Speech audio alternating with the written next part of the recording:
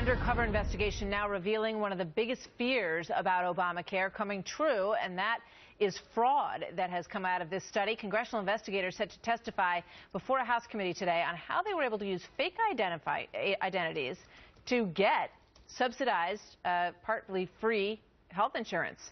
Texas Republican Congressman Kevin Brady is a senior member of the House Ways and Means Committee, and he joins me now. Congressman, good morning. Good to have you back on the program. Thanks for being here.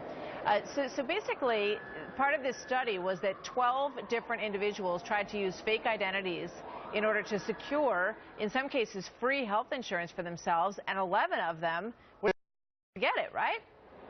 Yeah, they were, and this may be a small group, but it really exemplifies the whole issue of fraud within this health care program.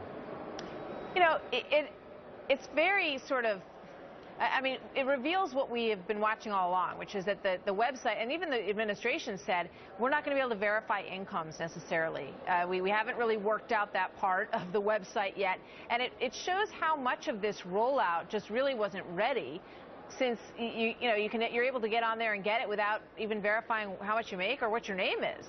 Yeah, it was stunning, really. One, it was conducted by the GAO. It may not have been a large group, but virtually every one of them was able to obtain subsidies fraudulently. The only one that was stopped, frankly, just refused to even provide a Social Security number. What was interesting as well was that when they sought help from navigators, they were turned away, I think, in all but one or two cases. So the group supposedly paid with your tax dollars to guide people through this complicated process refused to even help those who needed it. And so this is troubling from a whole different direction.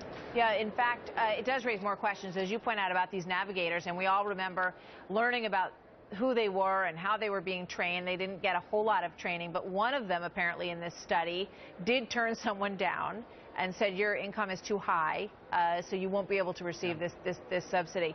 What is your handle on what's been done since all this attention was given to this program to fix it, to get the website running appropriately, to train these navigators better? What's going on with that? Yeah, I think only the surface was fixed. They tried to address the website itself and the initial frustrations with it. You know, the whole back end of this complicated law is still not in place, and this investigation reveals what happens when they try to fraudulently get subsidies and aid.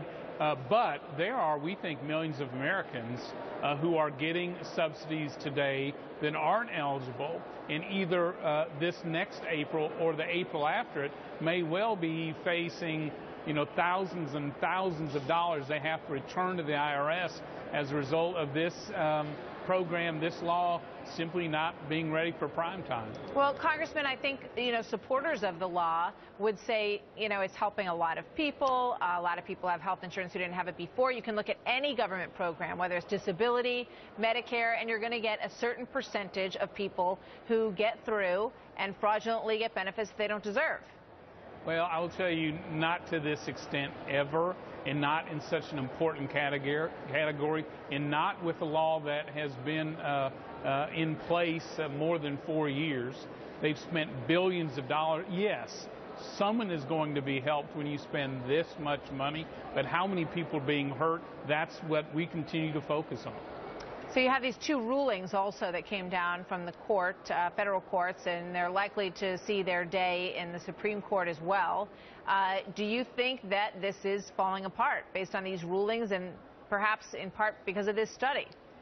I think it is. While some are saying, just look at the numbers of those who have enrolled, I think the real problems for real people are what's pulling this law down. It is, people really are forced out of plans that they liked, that they could afford, and the ones they don't like and can't afford, they're not being able to see their local doctors. A lot of them now are seeing their drugs they've been using for their kids and family now are exorbitant in price. And now we'll continue to see, I think, the fraud through the system and increased premiums here later this year.